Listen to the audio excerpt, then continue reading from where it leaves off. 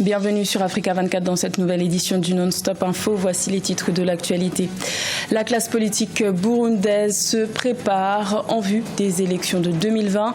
La coalition de l'opposition en exil, le Sénarède, lance un appel au gouvernement pour que les représentants de cette plateforme puissent rentrer sereinement au pays et participer à ces scrutins. Une nationalité pour une identité. Le Kenya poursuit son programme de lutte contre le phénomène de l'apatridie. Près de 600 actes de naissance ont été délivrés à des enfants de la communauté Shona. Et le Sénégal a accueilli l'édition 2019 du camp d'entraînement dénommé Basketball Without Borders, organisé par la NBA. Un événement de 2 jours qui a regroupé une soixantaine de jeunes joueurs issus de 29 pays différents. Le Burundi reste marqué par les violences post-électorales de 2015 qui ont suivi la réélection contestée du président Pierre Nkurunziza. Les prochaines élections sont prévues en 2020 et les représentants de la plateforme de l'opposition en exil, le Sénarède, affichent leur volonté d'y participer et appellent le gouvernement à l'ouverture du paysage politique. Nathalie Mo.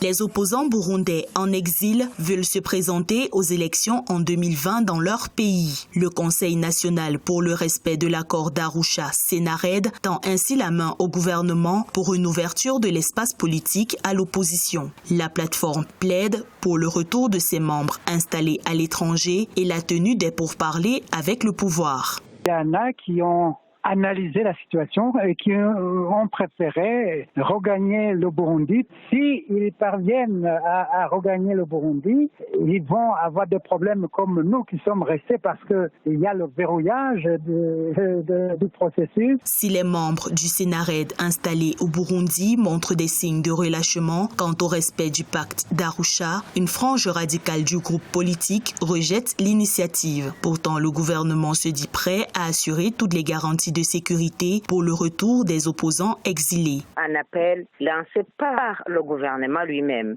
Et ce qui signifie que le gouvernement sera en mesure d'assurer la sécurité, de leur assurer la sécurité parce qu'ils ont manifesté l'intérêt de rentrer et le gouvernement a manifesté l'intérêt de les accueillir. Le Sénarède, basé à Bruxelles, a été formé après l'annonce par le président Pierre Nkurunziza de briguer un 3e mandat. Les Nations Unies estiment à plus de 400 000 les Burundais qui ont été poussés à l'exil forcé par la crise électorale de 2015.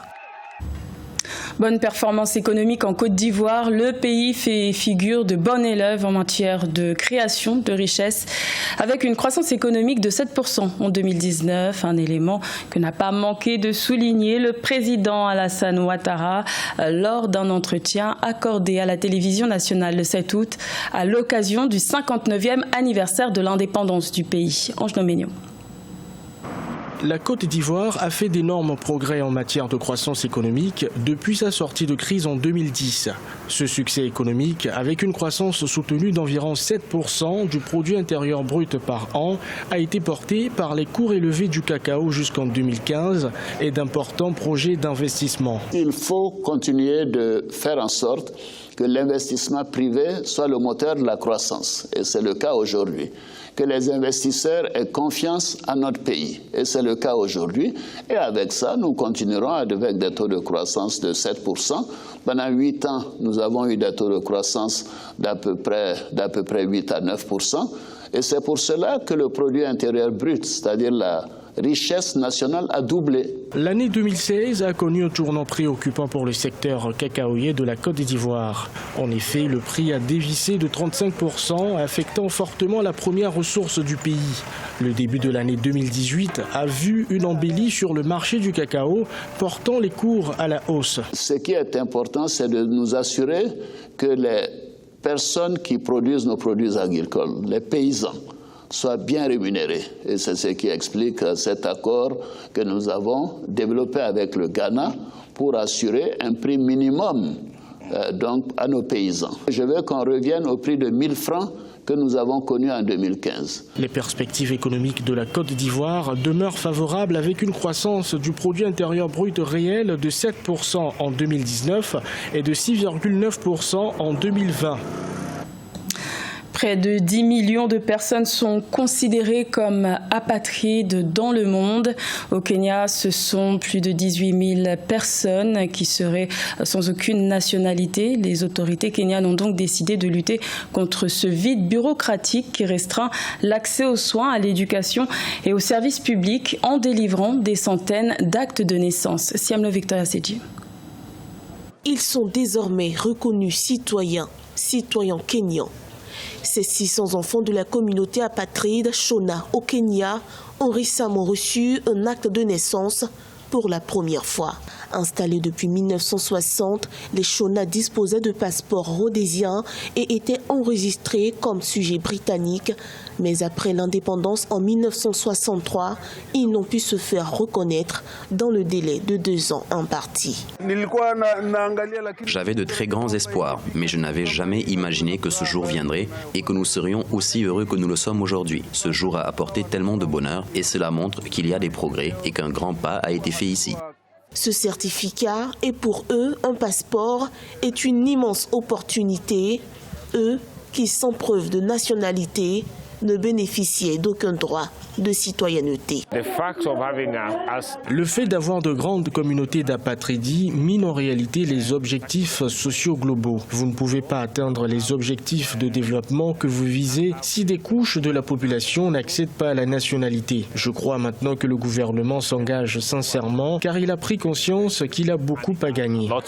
La décision du gouvernement kényan a été vivement saluée par les organismes humanitaires. En 2016, près de 4000 Makondé ont été reconnus comme 43e tribu du pays, une avancée majeure. À ce jour, on estime que 18 500 apatrides vivent toujours au Kenya. L'Ouganda se prémunit contre le virus Ebola en instaurant un vaccin expérimental pour une durée de 2 ans. Cette épidémie a été déclarée urgence sanitaire de portée internationale depuis juillet 2019. Sa réapparition en août 2018 en République démocratique du Congo, pays frontalier, a déjà fait près de 2000 victimes. Corinne Kamsefem. Selon le Conseil de recherche médicale de l'Ouganda, l'essai du vaccin MVABN pour prévenir toute contagion au virus Ebola devrait durer 2 ans. Ce sont 800 personnes du domaine de la santé du district de Mabara, à l'ouest du pays, qui vont recevoir les doses de vaccin. Pour la première fois, un vaccin curatif a été utilisé contre le virus durant l'épidémie qui frappe la République démocratique du Congo depuis août 2018. Je suis surpris parce que vous savez que c'est la première épidémie en RDC où on a pu utiliser le vaccin. Sur les épidémies où nous n'avons pas utilisé les vaccins, nous avons eu des résultats spectaculaires. Mais ici, nous avons utilisé le vaccin.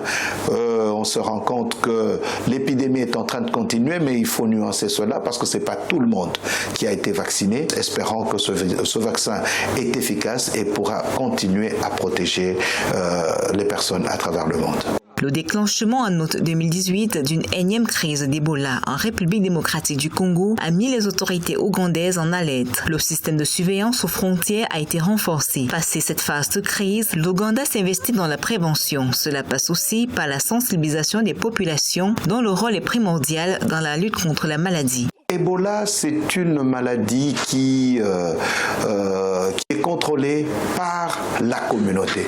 L'approche communautaire est la solution principale de la riposte de la maladie à virus Ebola. Cette expérimentation sera menée par des chercheurs ougandais avec le soutien de l'école d'hygiène et de médecine tropicale de Londres.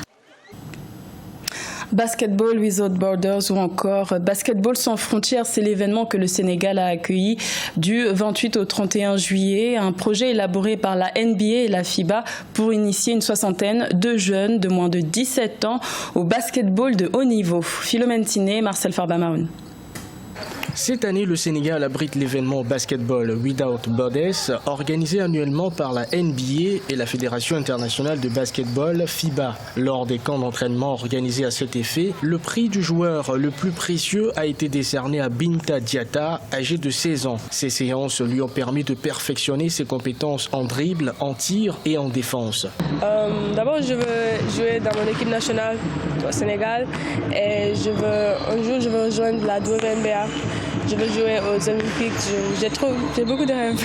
Quelques 60 jeunes âgés de moins de 17 ans de 29 pays africains ont reçu le meilleur encadrement de joueurs professionnels et anciens de la NBA lors de ce camp. À noter que beaucoup de joueurs de basketball africains ont fait une brillante carrière sportive à la NBA, la plus grande ligue du basketball au monde. Je pense qu'une femme ayant l'opportunité de pouvoir pratiquer le sport, de concourir au plus haut niveau, comme toutes les opportunités qui leur ont été données à ce jour, est énorme. C'est énorme parce que les gardes dans le système scolaire leur donnent des options afin qu'elles puissent faire du sport et aller à l'école en même temps. Le basketball Without Borders vise le développement du basketball et la sensibilisation de la communauté. Il promeut le sport et encourage un changement social positif dans tous les domaines de l'éducation, de la santé et du bien-être. C'était le journal de la rédaction. Merci de l'avoir suivi. L'information continue sur Africa 24.